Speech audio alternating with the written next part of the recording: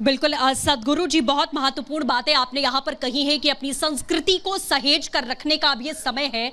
दोबारा से बैठ जाना कि अब मंदिर निर्माण हो चुका है। अब जैसा आपने कहा कि धमकियों का दौर लंबे समय से चल रहा है और मंदिर निर्माण हो रहा है और अभी भी धमकियां मिल रही हैं, लेकिन किस तरीके की अनुभूति अब अयोध्या में होती है? क्योंकि जैसा आपने कहा कि कई बार सरयू के तट पर बैठे, राम की पैड़ी पर बैठे, लेकिन अब समुचित अयोध्या का उद्धार एक तरीके से कहा जाए वो दोबारा से होता हुआ दिखाई दे रहा है जब प्रभु राम अपने महल में विराजने वाले हैं।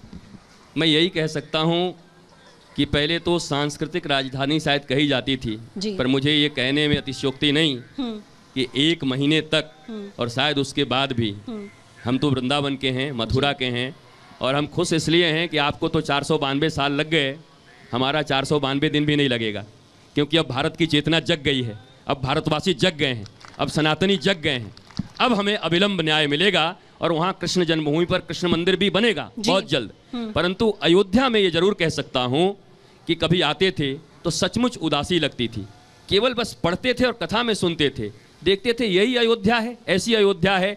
पर आज मैं भी बहुत समय के बाद आ रहा हूँ और मैं उतरते के साथ जैसा उत्साह उमंग यहाँ देख रहा हूँ और माँ सरयू के विवाहों को देख रहा हूँ। समस्त लोग आज के 5 साल 10 साल पहले अगर आप राम मंदिर की बात करते तो वो बलिदानी लोग तो सामने खड़े होते, पर जन सामान्य कभी सहमत नहीं होता था, कभी बैठता नहीं था। आपको देखकर आनंद होगा कि ये सब सामान्य जन हैं और ये बड़े उत्साहित हैं कि हमारे प्रभु का श्री राम मंदिर यहाँ बन रहा है और हम इसके साक्षी हैं। हम इतना ही कह सकते हैं कि हम बड़े सौभाग्यशाली पीढ़ी हैं।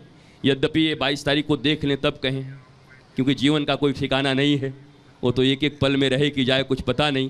परंतु अगर हमने देख लिया 22 तारीख को तो ये कह सकते हैं कि इस शताब्दी नहीं, कई शताब्दियों के सबसे श्रेष्ठ जनरेशन हम लोग हैं, जो हमने प्रभु श्री राम का मंदिर का प्राण प्रतिष्ठा अपने आंखों से देखने का हमें अवसर मिलेगा। और ये तो हमारे पूर्वजों की कृपा, बलिदानियों की कृपा और वो सनातन संस्कृति को जागृत करने में कभी जिनको युवाओं को कहा जाता था सड़कों पर जो लोग दुर्गा पूजा रखते, सरस्वती पूजा रखते, उनको कहे आवारा हैं, गांव के आवारा लोग हैं, इनका कोई काम नहीं है। पर मैं आज उनको धन्यवाद देना चाहता हूं। जिन लोगों को चंदाखोर कहा जाता था, उन लोगों के कारण से भारत के सनातन की संस्कृति के प्रतीक बच गए। आज आप ही के कारण से ये पूरा का पूरा भारत और सनातन संस्कृति जग उठा है। जिनको लोगों ने कभी गालियां दी थी, समाज के उन नौजवानों को आज मैं प्रणाम करता हूं, जिनको चंदाखोर कहा जाता था, जिनको सरस्वती और दुर्गा पूजा रखने वाला बोला जाता था, उन्होंने ही राम को और राम की संस्कृति को और कृष्ण की संस्कृति को वास्तव में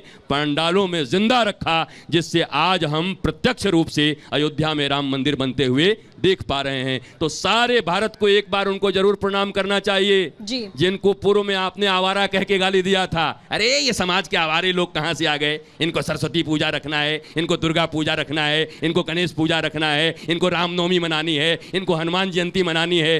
पर आज उन्हीं के जागरण से आप भव्य और दिव्य मंदिर को बनते हुए अयोध्या में देख पा रहे हैं। जोरदार ताली बजा करके उनका अभिनंदन करिए, एक बार प्रणाम करिए उनको। और मीडिया को